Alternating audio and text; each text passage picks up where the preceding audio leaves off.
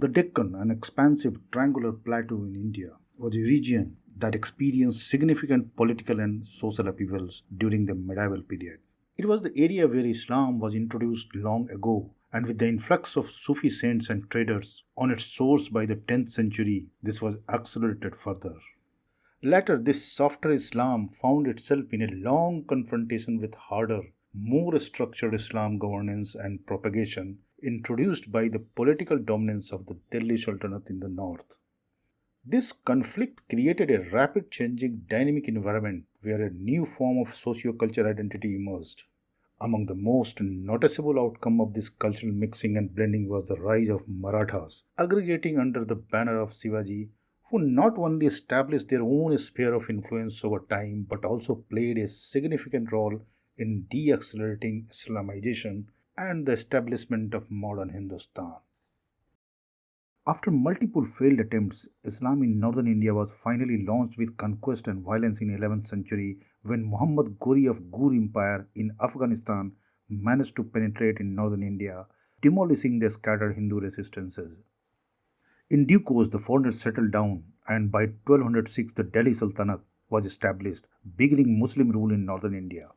But the southern part of the subcontinent, whose Deccan was a major chunk, was still out of their bounds. Then Deccan was ruled by three kings, Jadavas from Devagiri, who were lords of Maratha land, Kakatiyas in Warangal and Hoysala in Karnataka. Jadavas were closer to the north and were vaguely conscious of the rise of powerful Turks on the distant horizon in the north. Alauddin Khilji, the nephew and son-in-law of Sultan Jalaluddin of Delhi Sultanate, then the governor of Kara near Allahabad, heard the reaches of Jadavas and had secretly planned a raid on Devagiri. In 1296, he swiftly approached Devagiri with an 8,000-strong cavalry. Devagiri was the most safe fortress of India then. King Ramchandra closed the fort and waited out the siege as the bulk of his men deployed with his heir son near the Hoysala frontiers. But the invasion was unexpected. Little provisions were stocked in the fort. Therefore, even though the heir prince raced back to rescue Devagiri, Alauddin spread rumors of additional 20,000 cavalry on way to reinforce their attack, and the king of Jadavas surrendered. Apart from getting a Yadava princess in marriage, Alauddin captured the long untouched immense imperial treasury of jewels, diamonds, and gold, which he transported to Kara, and on pretext of handing over the treasure, he invited the Sultan, murdered him, and became Sultan of Delhi. After settling down in Delhi, Alauddin became busy defeating the Mongol invasions in northwest India. Meanwhile, King Ramchandra's son convinced him to stop sending tribute to Delhi. This initiated the Khilji avalanche, as in 1308 he sent Malik Kafur, the eunuch from Gujarat, his most dreaded general, and his controversial lover to teach lessons to Devagiri. The Jadavas were thoroughly defeated, and the first of the old Hindu kingdoms of the Deccan hereafter became the southern province of Delhi Sultanate. In 1310, Malik Kafur further breached Warangal's walls, making Kakatiyas the Delhi's vassal king with lots of tribute. The Muslim rule began in Deccan. In 1320, after a series of palace assassinations and coups, Ghiyasuddin Tughlaq became Sultan of Delhi, starting the new Tughlaq dynasty. The period loosened Delhi's grip on Deccan, and Warangal had broken alliance. Therefore, Sultan sent his eldest son Jauna Khan, later known as Muhammad bin Tughlaq, to Devagiri in 1321 to plunder Warangal. His first attempt failed. 4 months later, Ghiyasuddin sent large army reinforcement. Then Jauna Khan plundered Warangal and took treasures and captives to Delhi. Till yet, the Hoysala were untouched. However, during the Muhammad bin Tughlaq's succession conflict, when Bala III gave his rebels refuge in his domain, the imperial army pounded the Hoysala doors and destroyed Dwar Samudra, their capital. The last Hoysala king was killed in 1342, ending the last Hindu kingdom of Deccan. The Delhi Sultanate and the Muslim rules reached far off South India and Madurai on Tamil coast. The arrival of Muslim warriors shattered Deccan. Existing structure of power and old institutions were destroyed in the fire of war. New designs brought by new people provided incapable and disloyal, and it became unwieldy to manage. To some extent, Muhammad bin Tughlaq was also responsible for this. Every governor he sent to the Deccan was too readily tempted to rebel, and it was not always possible to govern the distant land by force and terror. Therefore, Sultan announced a new plan to shift the capital from Delhi to govern the empire from the center. And in 1327, virtually everybody from Delhi, the then leading city of the world, as big as Baghdad, was transplanted to Devagiri, which was incarnated as Daulatabad.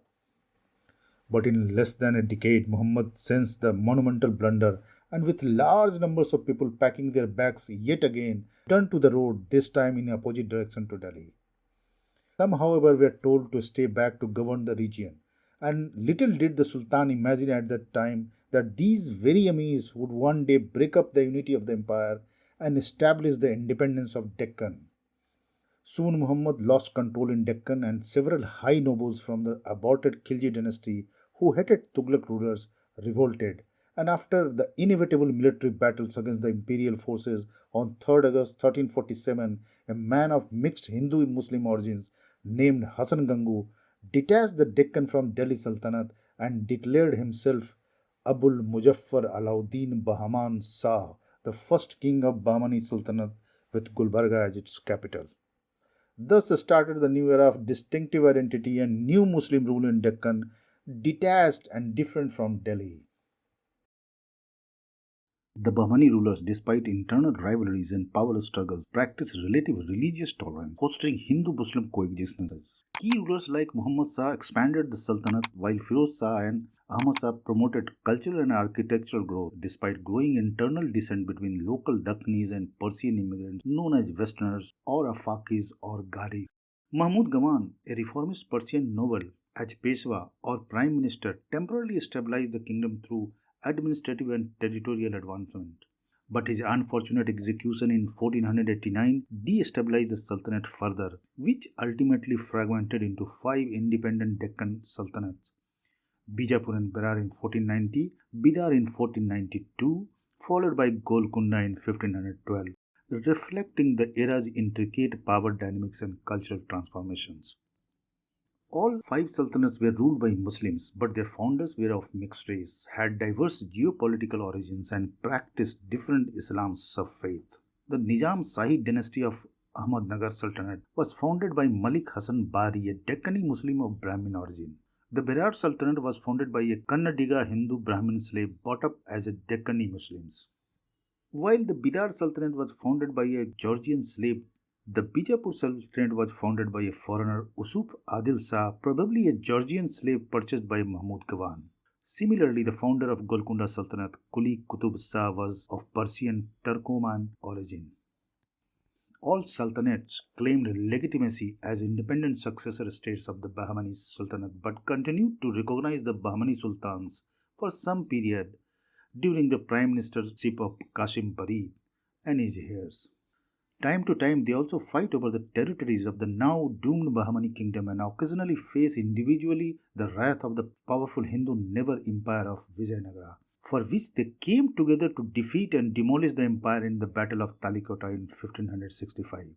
This led to the sudden collapse of Vijayanagara polity and reconfiguration of South Indian politics.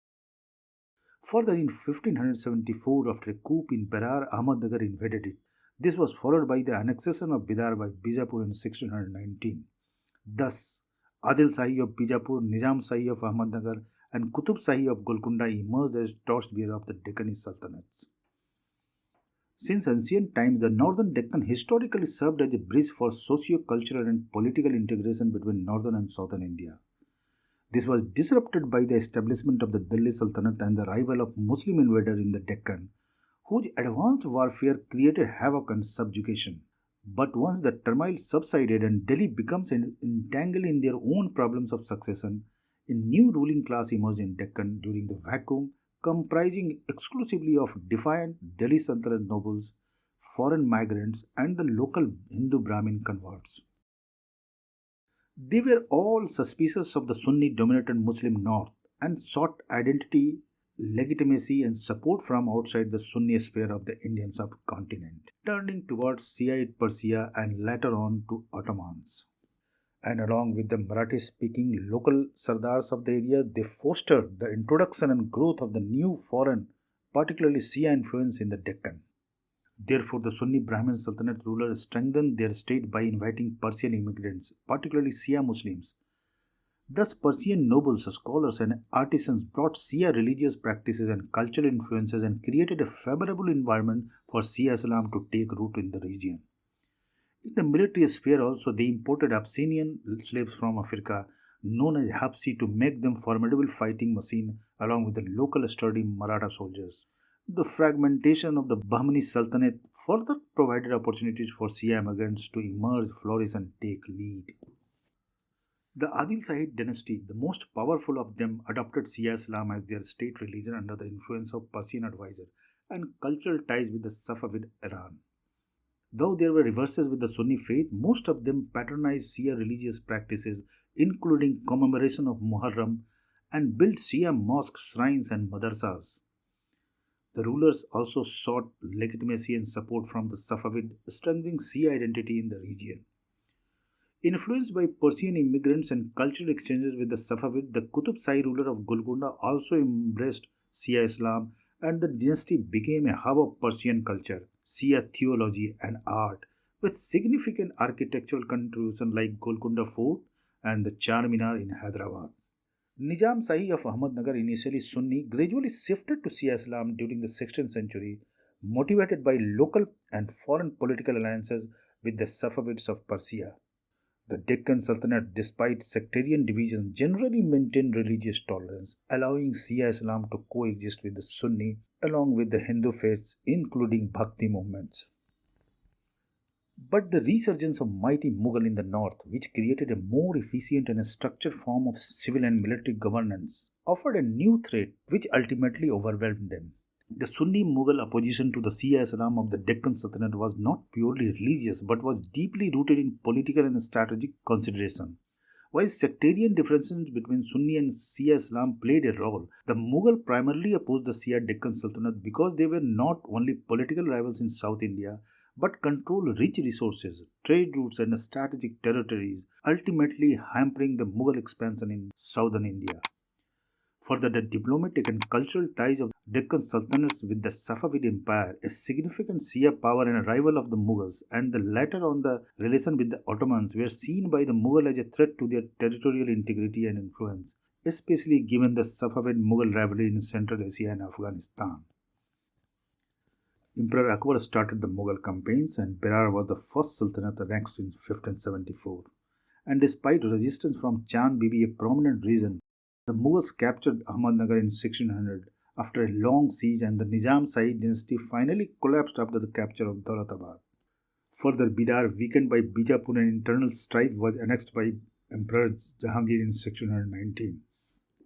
And in 1686, Aurangzeb finally launched a campaign against Bijapur, which was marred with the growing internal dissents and conflicts with Marathas, ending the Adil Shahi dynasty. And in 1687, after a protracted siege and betrayal of key commander, Mughal annexed Golconda, ending the Qutb Shahi dynasty. By the end of the 17th century, the Mughal controlled the Deccan Sultanate, incorporating them into its administrative framework. However, this overextended the Mughal Empire, draining resources and leading to local resistance and the evolution of local powers, the Marathas, who eventually rose to dominance in the region.